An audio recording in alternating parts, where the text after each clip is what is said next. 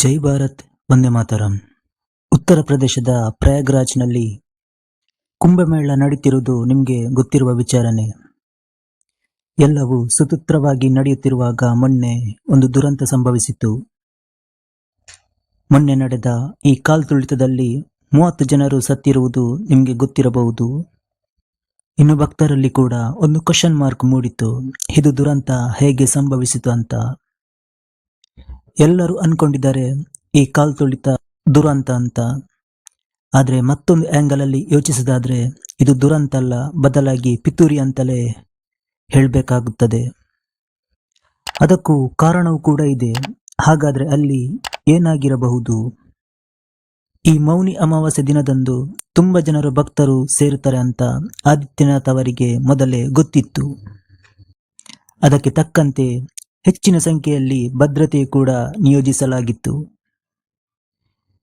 ಈ ಎಷ್ಟೇ ಭದ್ರತೆಯನ್ನು ನಿಯೋಜಿಸಿದರೂ ಕೂಡ ಈ ಘಟನೆಯನ್ನು ತಪ್ಪಿಸಲು ಸ್ವತಃ ಅವರಿಂದಲೂ ಕೂಡ ಸಾಧ್ಯವಾಗಲಿಲ್ಲ.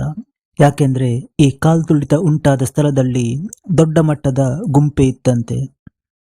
ಆ ಸಮಯದಲ್ಲಿ ಒಟ್ಟಿಗೆ 16,000 ಜನರ ಮೊಬೈಲ್ ಸಕ್ರಿಯವಾಗಿತ್ತು. ಈ ಕುಂಭಮೇಳ ನಡೆಯುತ್ತಿರುವ ಸಂದರ್ಭದಲ್ಲಿ ಈ ಕಾಲ್ತುಳಿತ ದುರ್ಘಟನೆ ನಡೆದ ನಂತರ ಈ 16,000 ಮೊಬೈಲ್ಗಳಲ್ಲಿ ಕೆಲವೊಂದು ಮೊಬೈಲ್ಗಳು ಸ್ವಿಚ್ ಆಫ್ ಆಗಿವೆ. ಇನ್ನು ಇದರ ಬಗ್ಗೆ ಅಲ್ಲಿನ ಅಧಿಕಾರಿಗಳು ತನಿಖೆ ನಡೆಸಿದಾಗ ಈ ವಿಚಾರ ಹೊರಗೆ ಬಂದಿದೆ. ಇನ್ನು ನೂಕುನುಗ್ಗಲು ಉಂಟಾದಾಗ ಕೆಲವರ ಮೊಬೈಲ್ ಕೂಡ ಕೆಳಗೆ ಬಿದ್ದು ಒಂದು ಡ್ಯಾಮೇಜ್ ಆಗಿ ಹಾಳಾಗುವ ಸಾಧ್ಯತೆಯೂ ಕೂಡ ಇದೆ. ಆದರೆ ಕೆಲವು ಪ್ರತ್ಯಕ್ಷದರ್ಶಿಗಳ ಹೇಳಿಕೆಯನ್ನು ಕೊಟ್ಟಾಗ ಇಲ್ಲಿ ಏನೋ ಪಿತೂರಿ ನಡೆದಿದೆ ಅಂತ ಅನುಮಾನ ಕೂಡ ಮೂಡುತ್ತೆ. ಎಲ್ಲರೂ ಸರತಿ ಸಾಲಿನಲ್ಲಿ ಹೋಗುತ್ತಿರುವಾಗ ಒಂದು ದೊಡ್ಡ ಮಟ್ಟದ ಗುಂಪು ಅಲ್ಲಿ ಹಾಕಿದಂತಹ ತಡೆಬೇಲಿಗಳನ್ನು ದಾಟಿ ಮತ್ತೊಂದು ಭಾಗದ ಲೈನಿಗೆ ಒಮ್ಮೆಲೆ ಸೇರುತ್ತಾರೆ. ಆಗ ನೂಕುನುಗ್ಗಲು ಉಂಟಾಗಿ ಈ ತರ ಘಟನೆ ನಡೆದಿದೆ ಅಂತ ಎಷ್ಟೋ ಪ್ರತ್ಯಕ್ಷದರ್ಶಿಗಳು ಹೇಳಿದ್ದಾರೆ. ಇನ್ನು ಇಲ್ಲಿ ಪೊಲೀಸರು ತನಿಖೆ ನಡೆಸಿದಾಗಲೂ ಕೂಡ ಅಷ್ಟೇ, ಅಲ್ಲಿ 16,000 ಮೊಬೈಲ್ ಆನ್ ಇತ್ತು. ಈ ಘಟನೆ ನಡೆದ ನಂತರ ಕೆಲವರ ಫೋನ್ ಸ್ವಿಚ್ ಆಫ್ ಆಗಿದೆ. ಅವರನ್ನು ಫೇಸ್ ಆ್ಯಪ್ ಮೂಲಕ ಗುರುತಿಸುತ್ತಿದ್ದಾರೆ. ಇನ್ನು ಇಲ್ಲಿ ಪಿತೂರಿ ನಡೆದಿಲ್ಲ ಅಂತಲೂ ಕೂಡ ಹೇಳಕ್ಕಾಗಲ್ಲ.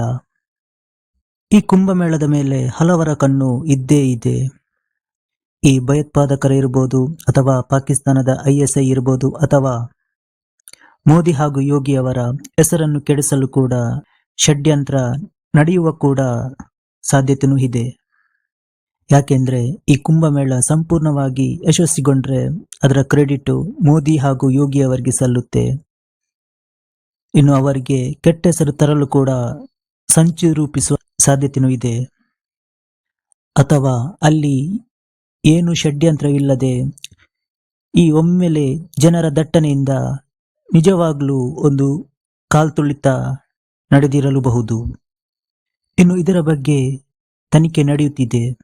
ಈ ಘಟನೆ ನಡೆಯಲು ನಿಜವಾದ ಕಾರಣ ಏನು ಅಂತ ಇನ್ನಷ್ಟೇ ಮಾಹಿತಿ ಹೊರಬರಬೇಕಾಗಿದೆ.